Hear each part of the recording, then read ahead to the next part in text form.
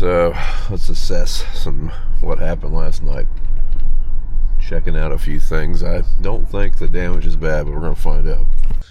Right where that bolt is. So if you missed yesterday's video, we had a slight thermal event. And started to notice some carnage in here. We're about to see how much more carnage we got. That dent. Oh, there's another chip. That's an extra hole there. That ain't supposed to be there. I think the chopper knives maybe Might have be been making some impact. Look here. There's some contact points. We'll have that on the big jobs. Oh, I thought you just handed me the chopper knife. That's the mounting bracket. Yeah, watch Bust your it out. eyeballs. Yeah. So one thing we are going to do today is hook up a tillage tool to the John Deere. This 150 acre field here is going to be a wheat field, and we've got so much chaff on it that I think we're going to run VT real lightly across it just to so we can get the wheat in the ground. I think that's what's going to happen. So while they're looking at the combine, right now we're just trying to get a parts list of things that need replaced. I'm pretty sure we need a clutch for the chopper, and then we need some paddles for the rotor, and then we need that panel. There's a few things that need replaced, a few things that need attention. So I will be shocked if we get a harvest today with that combine. We'll see. But we do have a pile of other things to do. So like I said, we're gonna get this tillage tool hooked up. I'm probably going to get the drill ready to go, the wheat drill, actually get wheat in it and whatnot. We're gonna have like 210 acres of wheat this year. Unfortunately, this field is the only one that's harvested that's going to wheat, but as soon as BJ tills it, I will plant it this weekend. So make sure I got everything ready for that. I think we're gonna need some parts.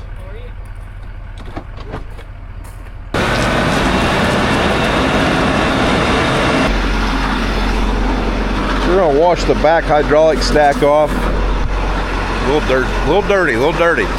So for today, we're gonna hook up the accelerator. We didn't really use it last year. We used the Salford all year, but it's not here at the moment. We're gonna hook up to it. We're gonna hook up the rolling harrow, the Everford rolling harrow. Should leave a pretty good seed bed behind us and make that, nice planting conditions.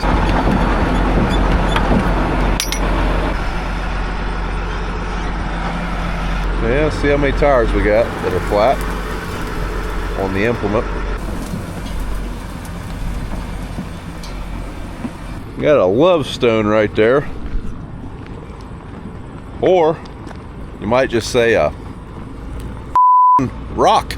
Looks like our carriage tires are not too bad. That one might be low actually, now that I say that. It does look a little bit low. And those are flat. These are flat!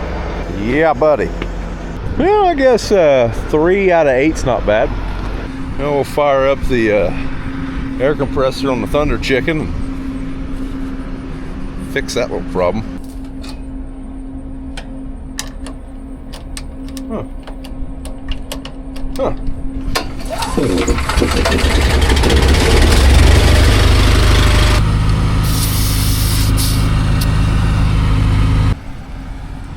Get hooked up to the train here. It's definitely a bit of a tillage train, but man, that coupled with that makes a really nice seed bed. So Dad just got over here.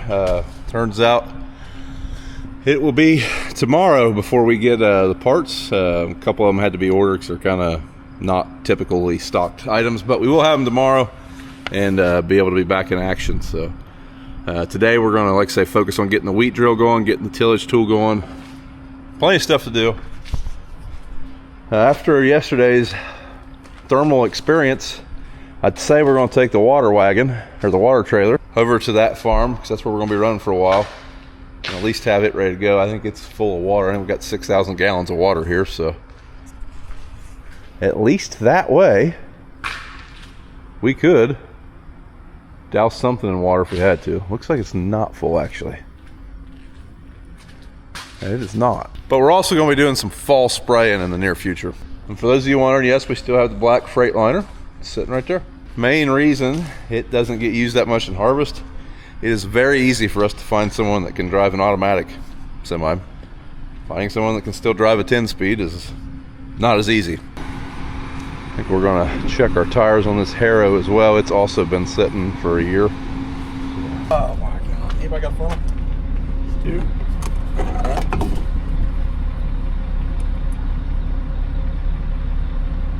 A couple videos back when Kayla and I took his truck down to this test plot, well, they ended up having some issues. They didn't get a combine in that plot, but they're here today, so we're going to run this down here and check out their little plot combine. Pretty neat looking.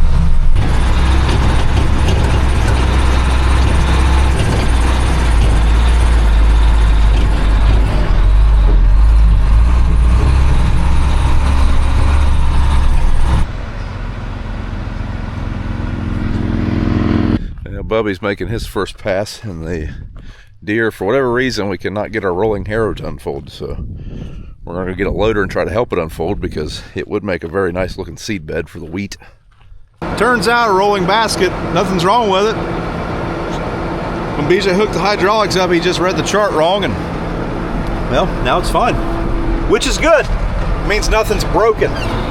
We were starting to worry we had a hydraulic valve that was busted or something, but yeah, that's fine. As soon as Dad pulls that tractor out of there, he's trying to figure out how to move it. We'll unfold our basket, and then I guess I'm gonna run this for a little bit and see if we can't make some wheat acres ready.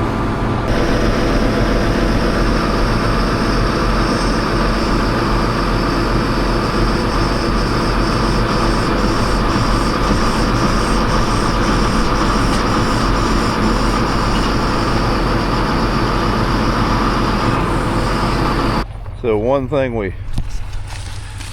we noticed, Dad's taking me to get my pickup truck. It's been long enough now that everyone's volunteer corn is showing. Field right behind me was harvested by a John Deere. It's just as bad as ours, but it looks like we got a distinct, we got a distinct line right here, almost like we got a leak. And that's what we were kind of noticing here. I don't know if you can see this line of green right there. A little concerning. I can't tell if we're just in the tracks of the combine. Anywhere a tire goes, it's going to push that kernel down a little bit to get a little bit better seed to soil contact, and it's going to sprout a little sooner. But every cornfield in the area is going to look like this for everybody until we start getting frost, and then this stuff will quit growing.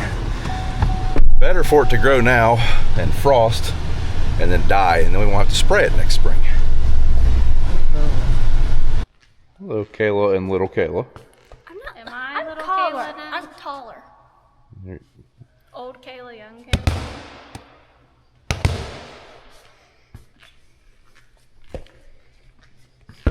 Oh, that's college material right there. All right, we're back. Finally. So let's hop in here and relax for a little bit.